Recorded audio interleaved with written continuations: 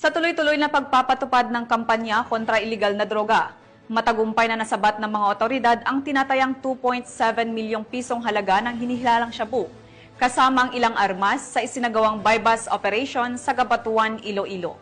Nakibalita dyan si Patrolwoman Lynette Sablon.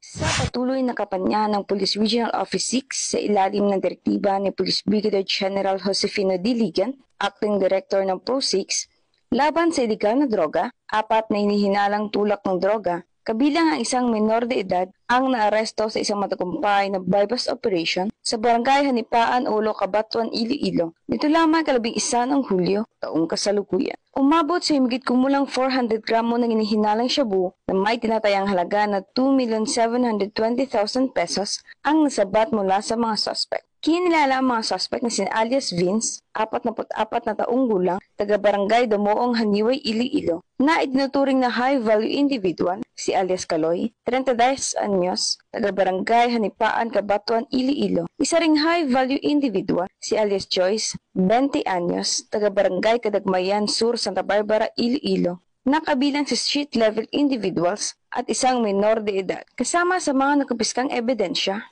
mula sa mga suspect, ang 32 heat-sealed plastic sachet na naglalaman ng puting kristal na pinaniwala ang shabu, bypass money at proceeds money, isang caliber 38 na baril, isang 12 gauge pistol type na baril, isang homemade 12 gauge shotgun, mga bala ng caliber 38 at 12 gauge, at ibang pang non-drug items. Ang operasyon is nagawa sa tulong ng pinagsanib na pwersa mula sa mga operatiba ng Regional Police Drug Enforcement Unit 6, PIDEG, SOOU6, PDEU Iloilo PPO, Cabatuan MPS at RMFB6. Kasalukuyang nasa kustudiyan ng pulisya ang mga suspect at sasampahan ng kasong paglabag sa RA 9165, ang Offensive Drugs Act of 2002 at RA 10591 o Comprehensive Firearms and Ammunition Regulation Act. Patuloy ang PNP sa kanilang walang humpay na kampanya kontra iligal na droga at kriminalidad upang masiguro ang isang ligtas at maayos na pamayanan para sa bawat Pilipino.